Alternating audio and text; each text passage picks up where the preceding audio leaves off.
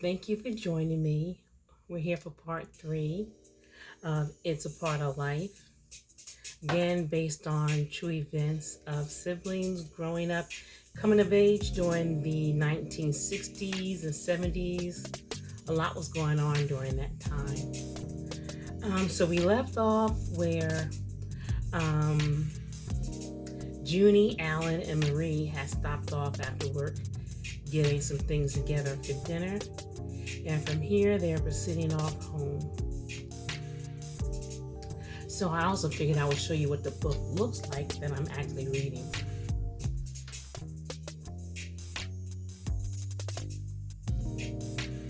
Don't look at my nails because my nails need to be redone, all right? But anyway, that's the book.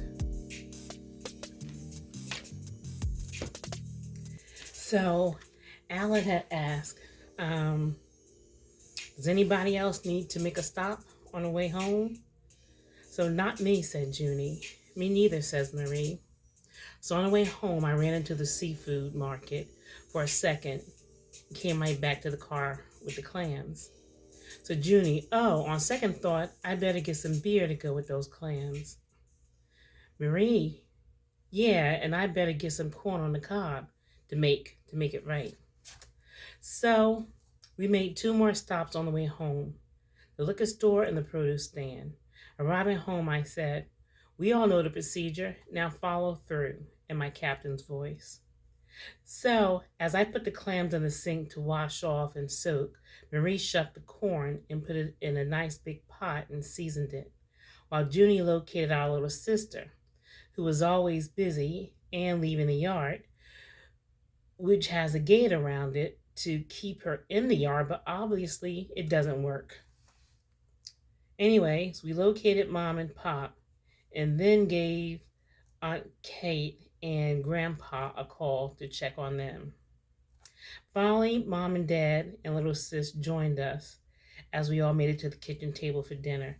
Afterwards, well, dinner was delicious, Pop said as he went to get another cold one from the refrigerator.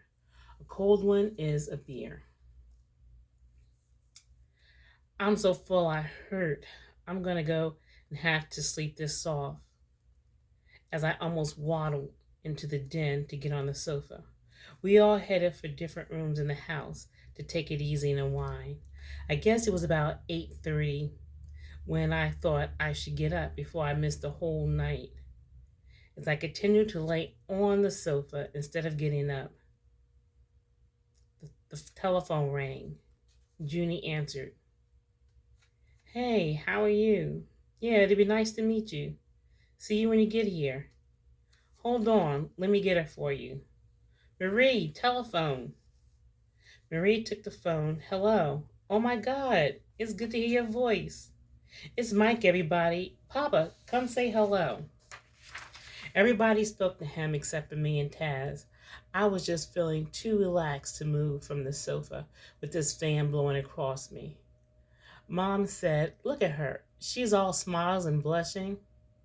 Marie got back on the phone with Mike. Yeah, I thought about that too. You really think so? So you'll be here in about a week?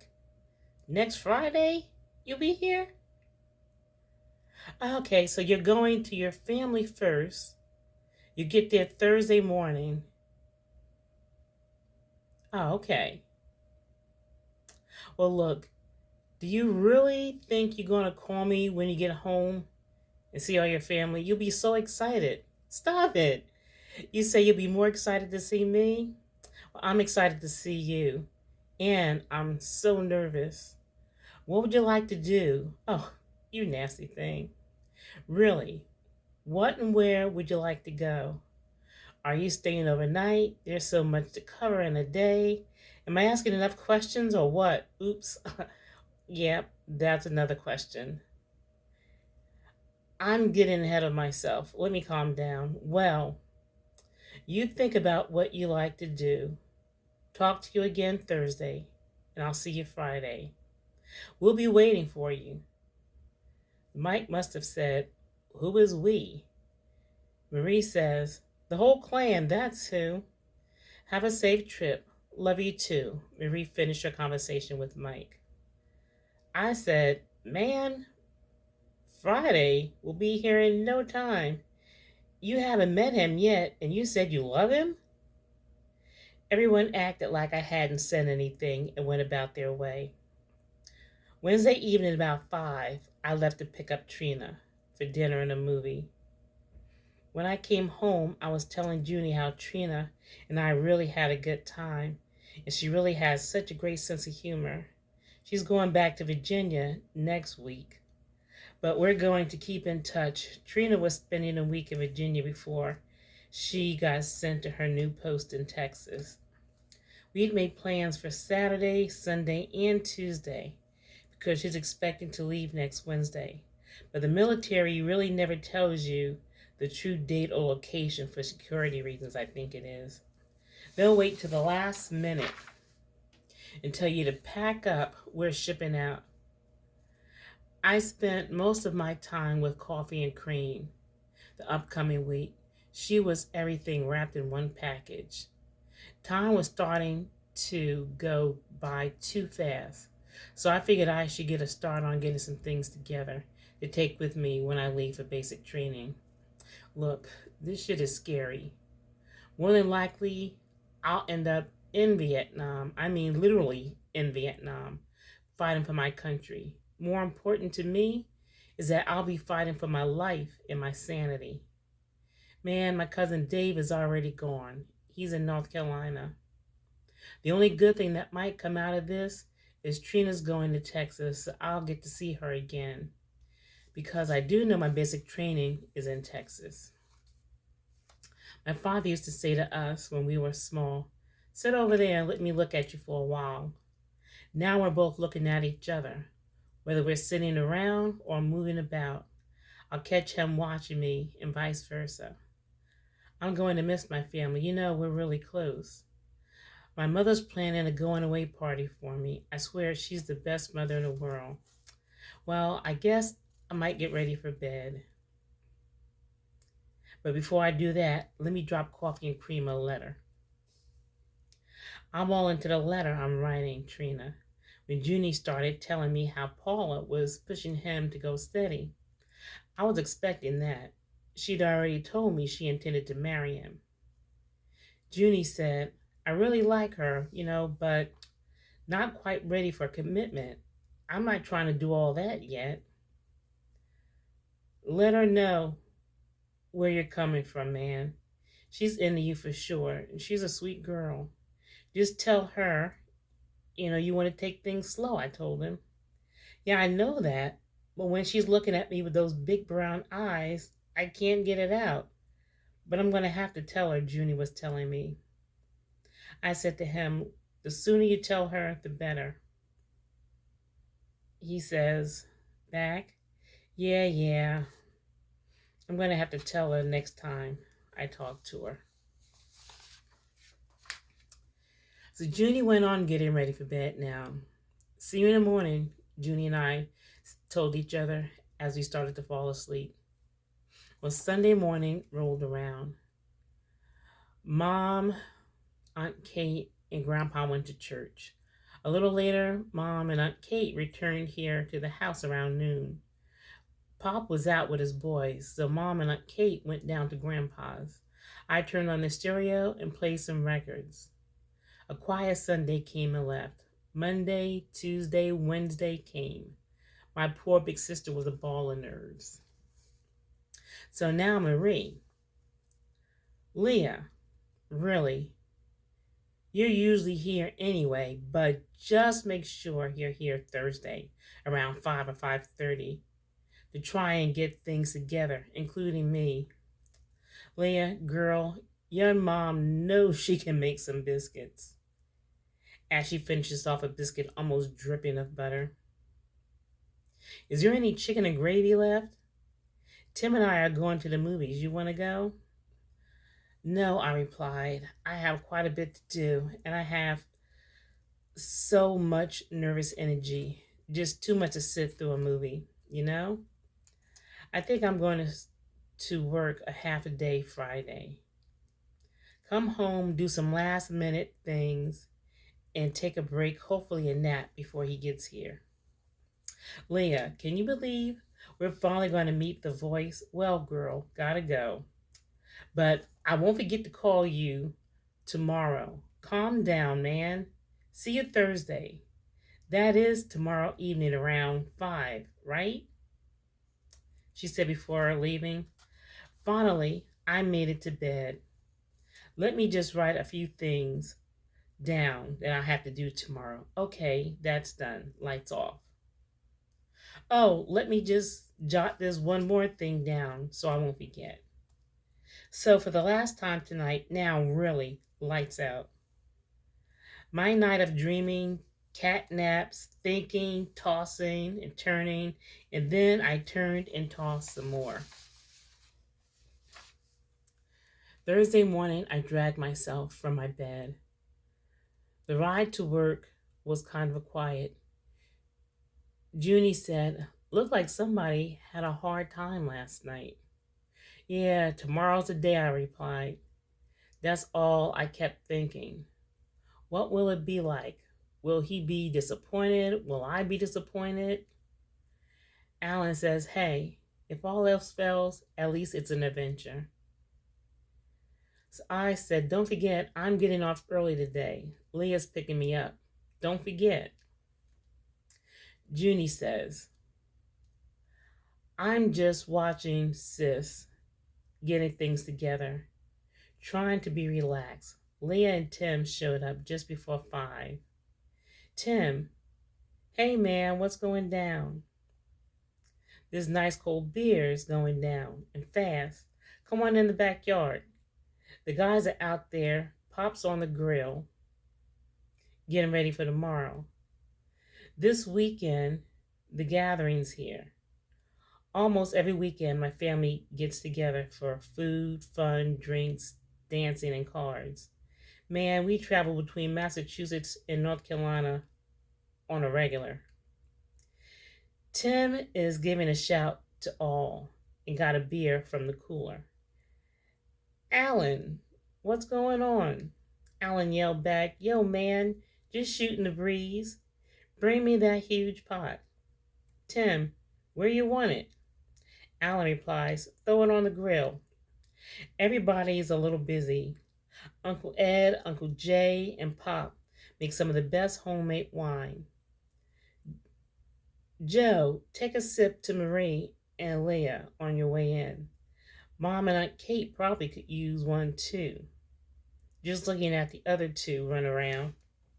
Anyway, I was saying everybody had a grapevine in their yard for the art of winemaking. Ours was huge. It went up and over a wooden frame made to support the vine.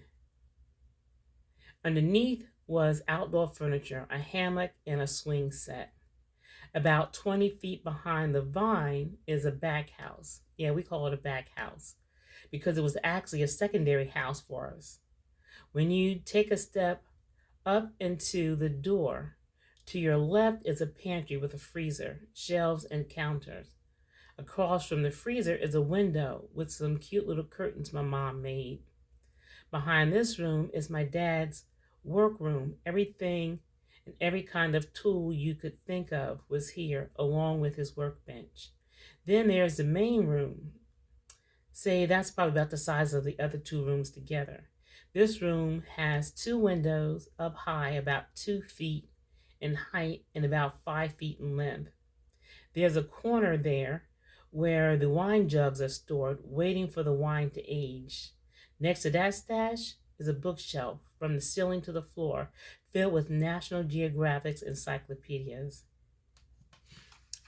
So that was way before Google. So I figured I'd print this out just in case for people who maybe didn't know what encyclopedias were or National Geographics, but I believe National Geographics are still around. Hope you can see it.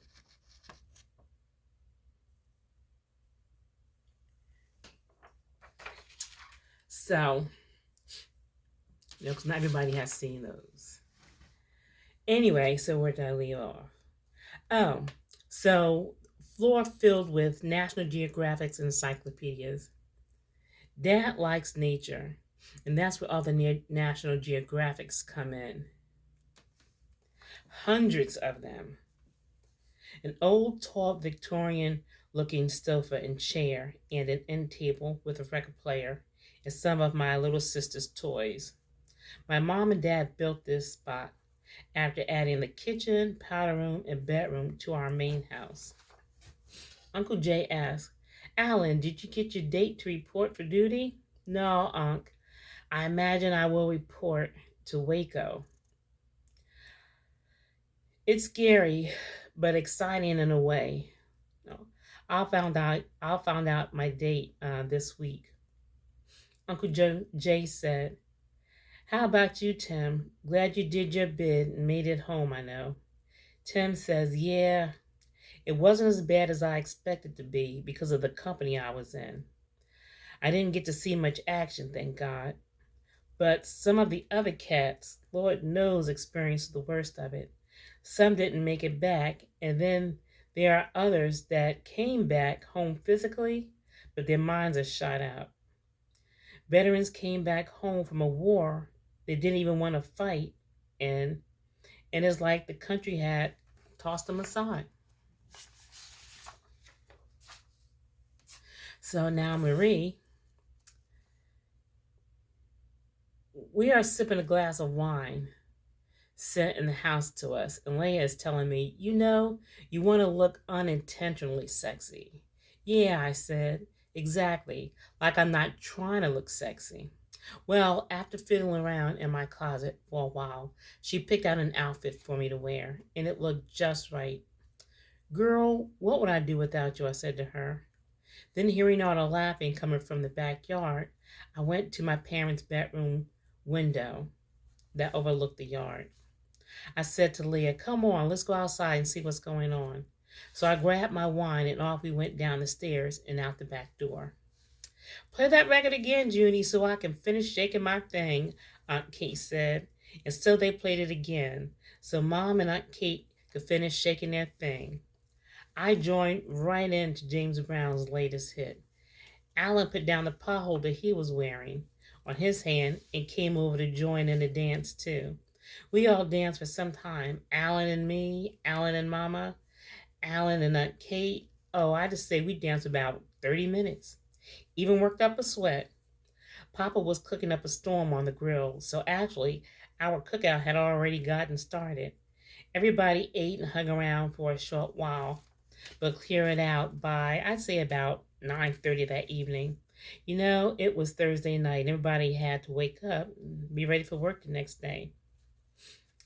After everyone had left, Mom and I talked about the upcoming day and how she wanted me to stay close by because she didn't really know Mike.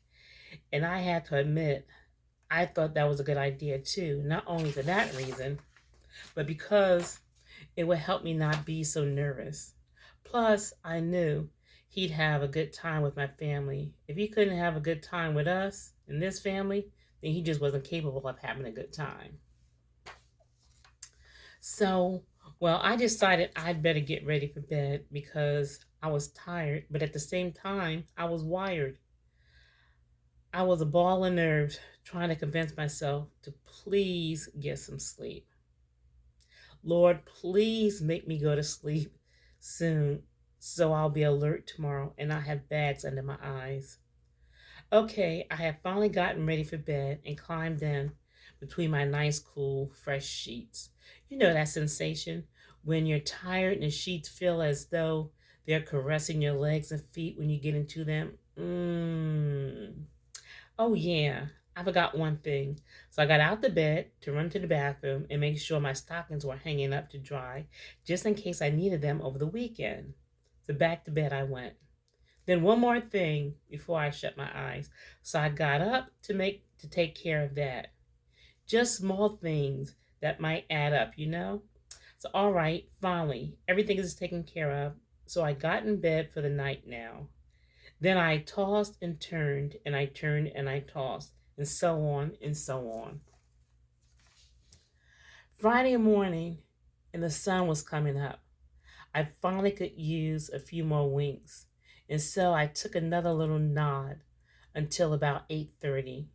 When I woke up, it felt nice and refreshed, or I felt nice and refreshed. God had given me a good night's sleep after all. As I put on my robe and went downstairs, I headed for the kitchen and saw the back door open. Papa was outside working in his garden and picking tomatoes. Everybody else had gone to work. "Good morning, Papa," I yelled out the back door. "Hey, how you doing, baby?" Papa called back. And so we'll leave it there tonight. But I thank you guys for stopping in. I hope you enjoyed. And stay blessed. Try to find time to do things that you enjoy, things that you want to learn about, have some type of interest in. Just remember to make time for yourself and stay blessed, like I said. Thank you.